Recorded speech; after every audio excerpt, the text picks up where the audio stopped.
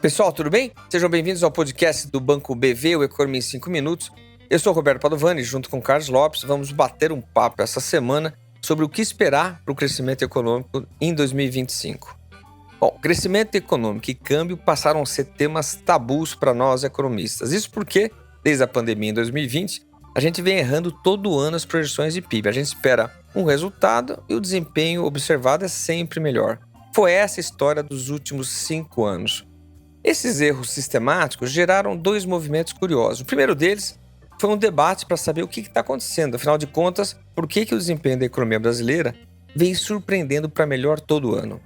O segundo movimento é que toda projeção, quando a gente faz, existe um pouco de temor de errar de novo. E agora eu vejo todos nós economistas trabalhando com um cenário de desaceleração. Aí vem a dúvida, será que vai ser o 6º ano em que a gente projeta um desempenho de PIB e o resultado é melhor do que o esperado?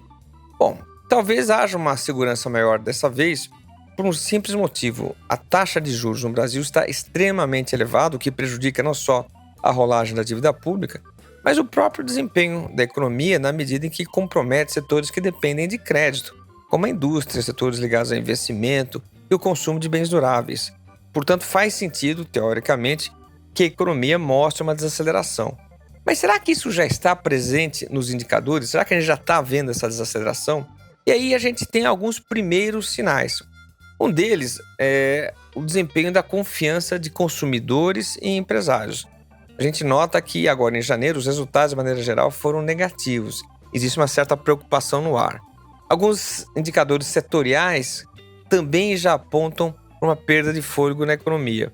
E por último, talvez mais importante, os dados do mercado de trabalho também já mostram uma certa mudança de ritmo. Quando a gente olha o mercado formal, empregados com carteira assinada, ou quando a gente olha os dados do IBGE, a gente já nota um certo esfriamento nesse mercado. Ainda é muito cedo para dizer que a economia está desacelerando, porque são pontos muito específicos, a gente está olhando um mês ou outro. Mas já há uma sinalização de que, de fato, o crescimento em 2025 possa ser bem menor do que o que a gente viu em 2024, em 2023 e nos últimos anos depois da pandemia. Bom, essa análise que a economia vai desacelerar tem uma série de implicações políticas sobre o Banco Central, mas o Carlos vai explicar para a gente agora como que talvez o Banco Central reaja a um cenário de desaceleração. Carlão, conta um pouco para a gente qual que é esse cenário que a gente está trabalhando e como é que o Banco Central pode reagir a ele. A reação do Banco Central que a gente está imaginando aí pela frente, ela depende muito de como vai ser essa dinâmica da atividade econômica.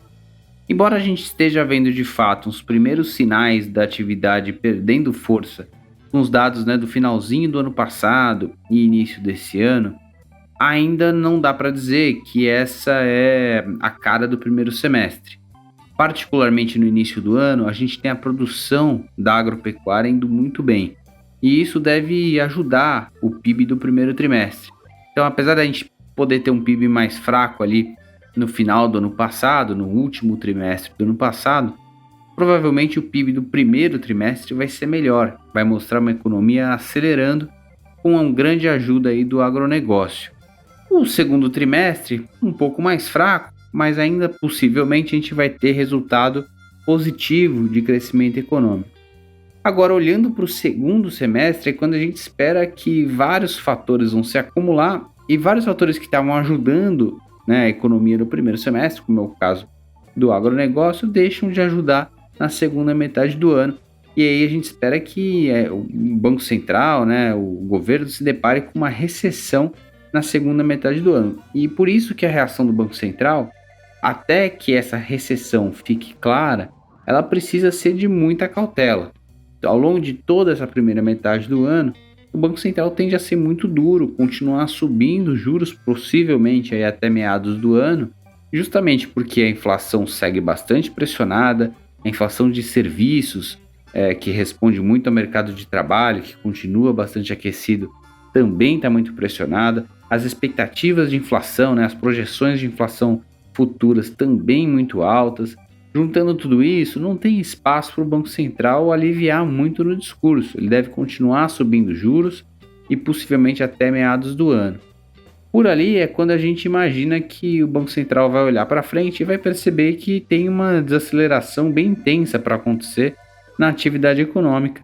E é aí que toda essa cautela do início do ano já dá lugar a uma certa preocupação com o que vai acontecer com a atividade e ao entendimento de que talvez o nível de juros, que vai se chegar ali em meados do ano, já seja suficiente pelo menos para acompanhar o que vai acontecer com a economia pela frente. Aí o Banco Central opte por uma pausa.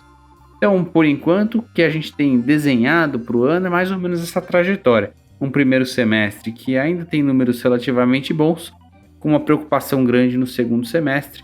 O Banco Central reage a isso sendo cauteloso no início, mas depois sustentando a taxa de juros, ainda que num patamar alto, né? Mas sustentando até que se tenha mais clareza do impacto, né, da desaceleração econômica sobre a inflação. Tá certo, pessoal? Obrigado por mais esse episódio. Até semana que vem. Um abraço.